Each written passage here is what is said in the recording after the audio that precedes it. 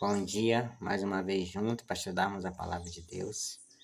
Vamos orar. Obrigado, Pai querido, por mais um dia, mais uma manhã de vida que o Senhor nos dá. Obrigado pela Tua palavra, está sempre diante de nós, Pai.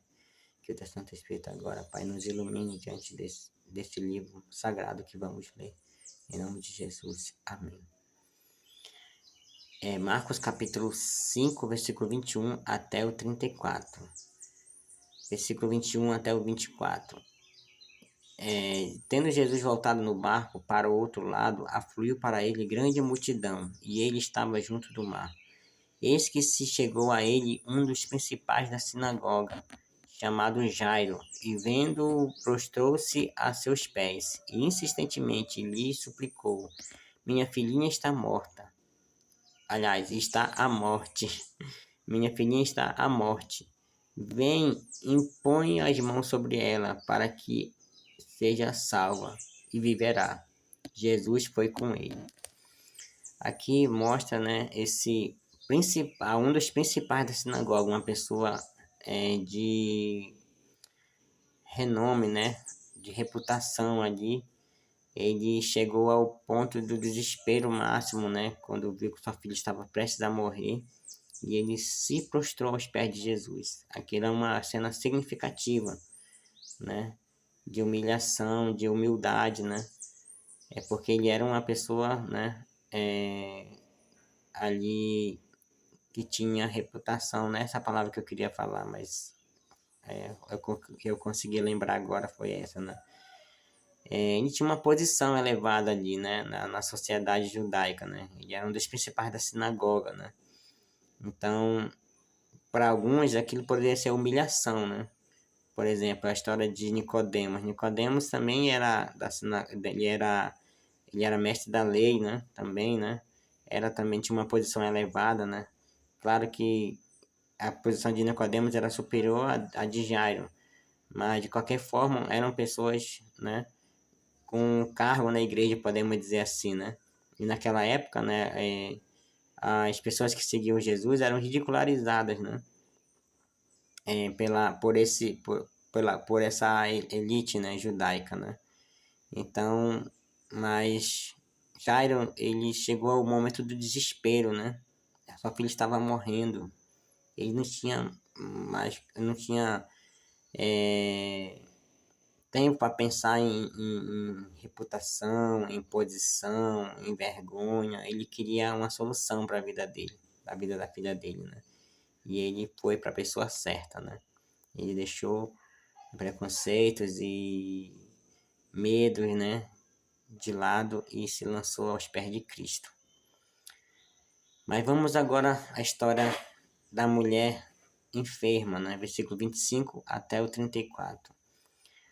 Grande multidão o seguia, comprimindo. Aconteceu que certa mulher, que havia 12 anos, vinha sofrendo de uma hemorragia, e muito padecera a mão de vários médicos, tendo despendido tudo quanto possuía, sem contudo nada aproveitar, antes pelo contrário, indo a pior. Tendo ouvido a fama de Jesus, vindo por trás dele, por entre a multidão, tocou-lhe a veste. Porque dizia: Se eu apenas lhe tocar as vestes, ficarei curada. E logo se lhe estancou a hemorragia, e sentiu no corpo estar curada do seu flagelo. Jesus, reconhecendo imediatamente que dele saíra poder, virando-se no meio da multidão, perguntou: Quem me tocou nas vestes? Responderam-lhe seus discípulos: Vês que a multidão te aperta e dizes quem me tocou? Ele, porém, olhava ao redor para ver quem fizera isso. Então a mulher, atemorizada e tremendo, côncia do que nela se operara, veio, prostrou-se diante dele e declarou-se toda a verdade. E ele lhe disse: Filha, a tua fé te salvou. Vai-te em paz e fica livre do teu mal. Então veja que Jesus saiu para atender o pedido de Jairo, mas nesse percurso, né, a multidão o comprimia. E nesse percurso aconteceu a história dessa mulher que tocou as vestes de Jesus. E aqui no final a gente vê que é outra pessoa que também se prostra aos pés de Cristo, né? É outra pessoa que também teve que vencer uma grande barreira, né? Também relacionado à vergonha, preconceito, né? Uma mulher na época de Jesus, né? Uma mulher, né? Ter um contato com o homem, né? Ali falar, tocar, né? E, em público que não fosse o seu marido, né? Era um tabu, né? Era uma coisa, não fazia parte do padrão ali social, né? E o problema maior não foi nem esse, né? Dela ser uma mulher. O problema maior foi dela ter essa doença, o fluxo de sangue, né? Porque na cultura judaica, né, toda relacionada com as leis, né, as leis cerimoniais, leis de purificação cerimonial, né, ela era considerada imunda, né, não poderia tocar, né, ninguém, né, qualquer pessoa que fosse tocada por ela seria considerada imunda. E ela teve que passar pelo meio da multidão, então ela teve que quebrar toda essa situação aí, né, é, todo esse padrão aí, ela teve que passar por cima, porque ela tinha algo em mente, né? E aí vem o questionamento, né? Será que ela não estava pecando, né? Já que a lei dizia que não podia tocar, quem tocasse ficasse imundo e tudo mais, né?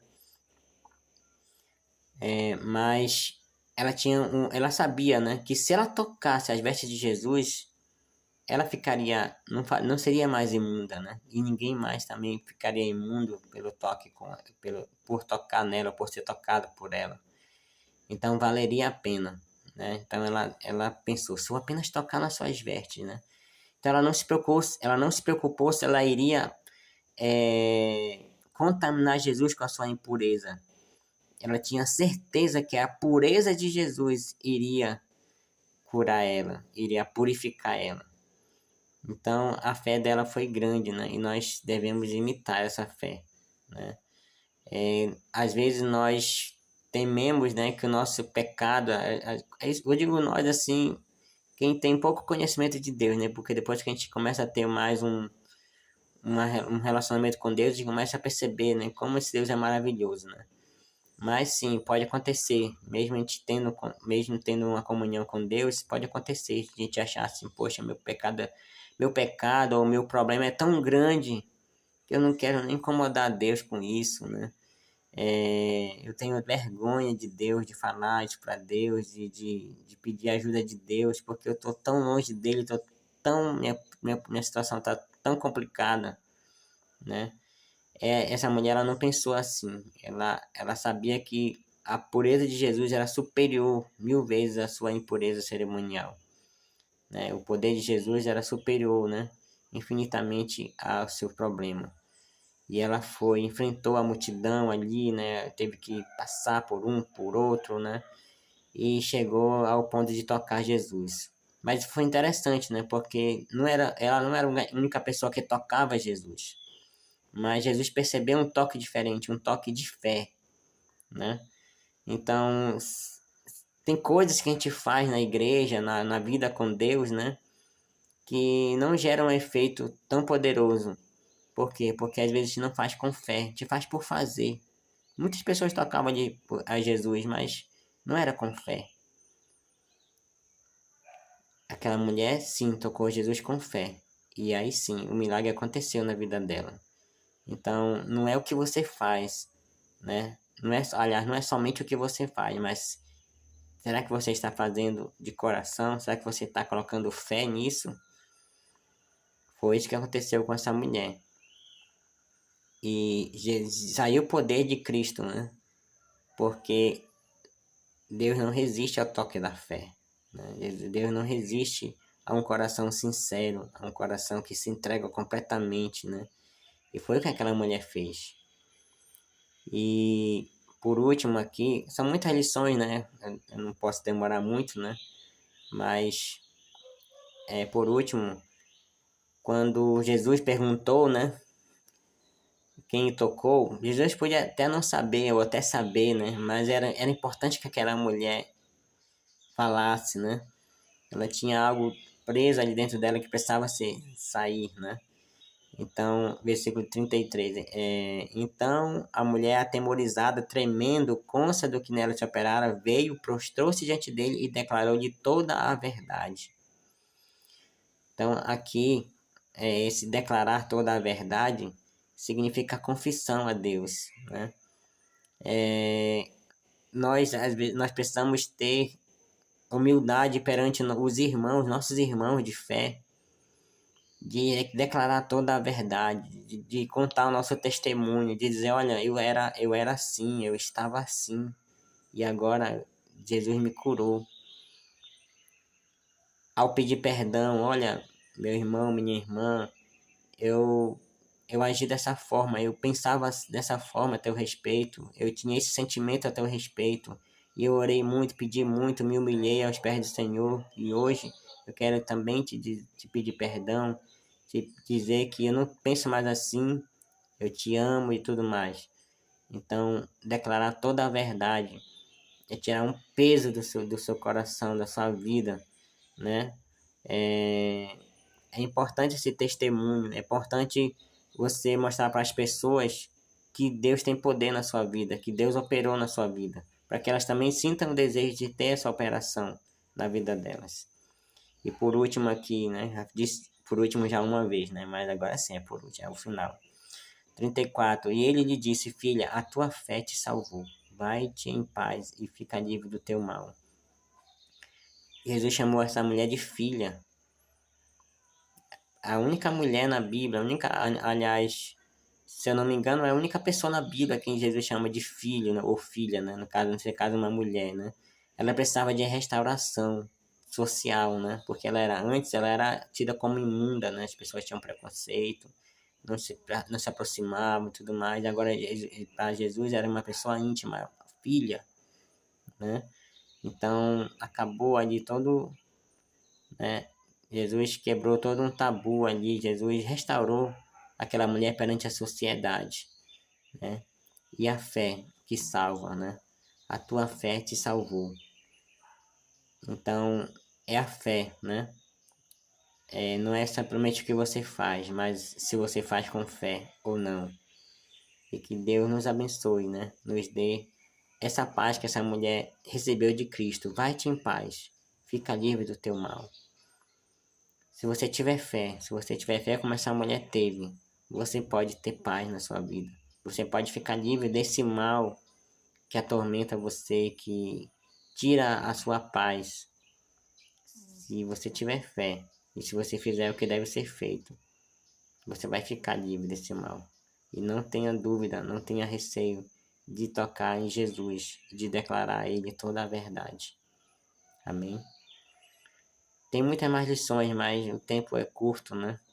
Mas que nós possamos continuar meditando nessa linda história e que Deus venha nos alcançar com seu poder miraculoso, transformar o nosso coração, que nós possamos ter a fé dessa mulher, chegar a Deus, né, com essa fé, tocar o coração de Deus com essa fé, porque Deus não resiste ao toque da fé.